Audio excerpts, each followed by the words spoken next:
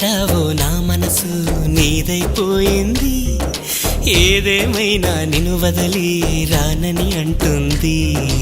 ఏం చేసావో నా ప్రాణం నీ చుట్టే ఉంది, ఏదేమైనా జీవితమే నీతని చెబుతుంది.